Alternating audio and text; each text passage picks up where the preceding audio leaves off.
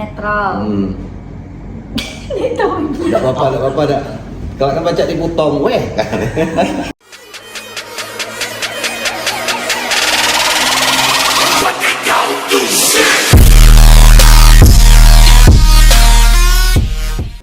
Hai sahabat Bawaslu, kami dari mahasiswa magang dari Institut Sains dan Bisnis Atmaluhur. Di sini kami bersama Pak Nafrian. Ya.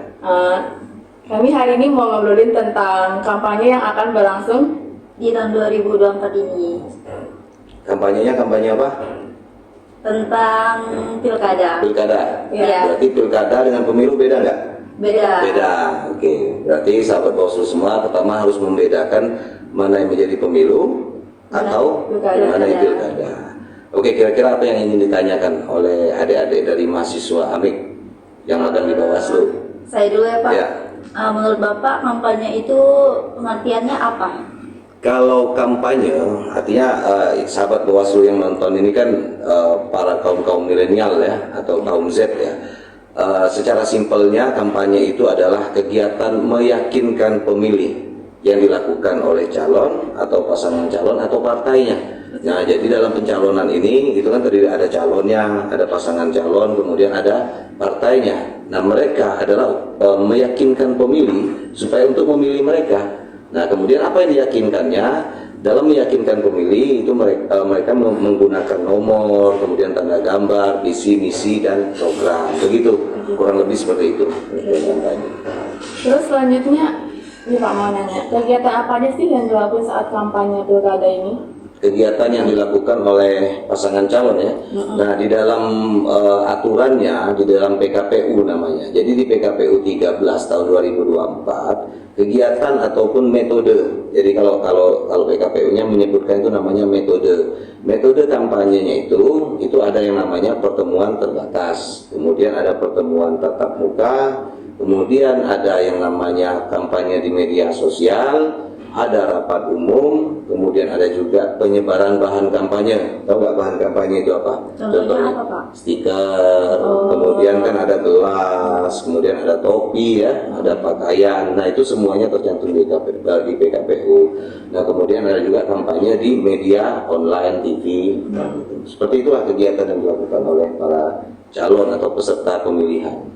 Mau nanya lagi Pak tentang larangan-larangan di dalam kampanye itu seperti apa? Nah, larangan dalam kampanye itu seperti tercantum di pasal 69 ya. Dia ada beberapa larangan yang dilakukan pada saat apabila si calon atau pasangan calon atau partai politik itu mau berkampanye. Misalnya salah satunya tidak melakukan black campaign atau melakukan fitnah terhadap lawan ataupun calon lainnya.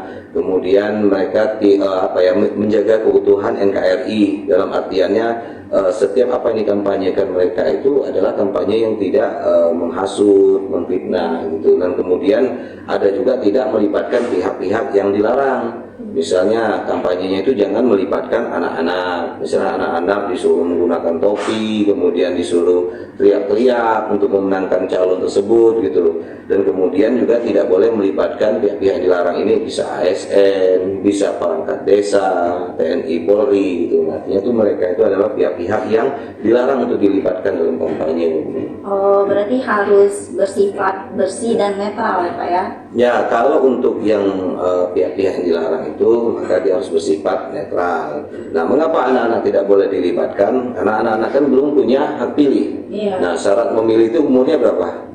17 tahun. Nah, artinya kalau yang di bawah umur 17 itu masih dikategorikan sebagai anak-anak. Nah Pak, terus terkait ASN yang kayak TNI, Polri itu gimana itu? Maksudnya Gimana mengapa mereka itu harus bersifat netral? Ya, pertama kenapa ASN itu ataupun TNI Polri ya, atau juga penyelenggara pemilu harus netral. ASN ini itu kan merupakan pegawai pemerintah yang dibiayai oleh keuangan negara. Nah, kemudian tugas mereka itu adalah tugas untuk memberikan semacam seperti melindungi dan mengayomi ya? Nah, kalau di TNI Polri kan itu melindungi dan mengayomi. Logikanya melindungi dan mengayomi itu kan dia harus netral. Nah, kemudian ASN ini kan dia lebih banyak fungsi dia adalah untuk melakukan interaktif kepada masyarakat. Terkait ASN itu pertama, kenapa mereka harus netral? Ya, yang pastinya adalah untuk menghindarkan yang namanya konflik of interest atau kepentingan. Karena ASN itu adalah pegawai yang mereka dibiayai atau digaji oleh pemerintah, sehingga menggunakan keuangan negara, artinya pihak-pihak termasuk ASN itu memang dia wajib netral gitu, termasuk TNI, Polri gitu, dan pihak-pihak lainnya yang dilarang gitu. Nah, di dalam larangan kampanye ini kan ada namanya nggak boleh money politik, Pak. Bisa Money politik ya. dijelaskan itu? Nah, jadi money politik ini adalah memberikan uang. Artinya kalau kita lihat kan yang namanya memberikan uang itu kan bisa saja itu disebut dengan sedekah ya. Iya. Nah, tetapi money politik itu dia Kasus memberikan ya, Pak, ya? uang. Kalau money politik ini memberikan uang, tetapi dia ngajak orang memilih. Jadi sebenarnya itu bukan sedekah kan? Artinya saya mau nyalon misal contoh, kemudian saya memberikan uang, kemudian dengan uang tersebut saya meminta orang tersebut memilih saya gitu. Nah, artinya money politik itu dia seperti itu. Dan kemudian money politik itu tidak berupa uang saja, bisa saja itu berupa barang gitu. Makanya di dalam undang-undangnya larangan itu dilarang memberikan uang atau materi lainnya. Dan dengan tujuan untuk mengajak memilih atau tidak memilih. Nah, jadi bukan hanya memilih saja loh. Misalnya saya memberikan uang kepada masyarakat, kemudian dalam keinginannya saya bilang kamu jangan memilih orang itu, ini saya kasih uang. Nah, itu juga money politik gitu. Nah, artinya ya money politik ini itu dia sifatnya di saat dia memberikan uang, kemudian ada iming-iming atau minta untuk dipilih. Nah, artinya itu namanya money politik gitu. Itu nggak boleh gitu ya. Nggak boleh, guys. Nah, dari tadi kan ada adik mahasiswa dari Amik ini kan bertanya ke saya, boleh tidak saya paling pertanyaan kepada adik-adik Iya, gitu ya. Nah, sekarang saya ingin menanyakan kira-kira pemilihan kita ini tahu nggak kapan dilaksanakan? Mulai dari siapa? Rima atau Iren? Kalau dari saya Ya. pemilihan pilkada ini akan dilaksanakan tanggal 27 November 2024. 27 November tahun 2024. Nah, kemudian kira-kira ini orang-orang apa saja ataupun yang boleh memilih itu siapa saja? Kan sudah di Bawaslu nih, sudah berapa minggu nih. Ada nggak syarat-syarat untuk orang memilih itu apa? Yang jelas harus cukup umur. Cukup umur artinya dia Sudah dewasa, sudah dewasa ya. sudah. Nah, jadi syaratnya gini.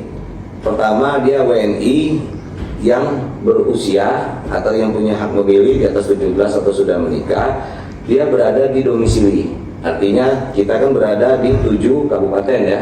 Nah, kalau dia punya KTP-nya Kota Pangkal Pinang, maka dia memilihnya di Kota Pangkal Pinang. Artinya dia punya KTP dan berada di wilayah di tempat di mana pelaksanaan pemilihan itu berada gitu.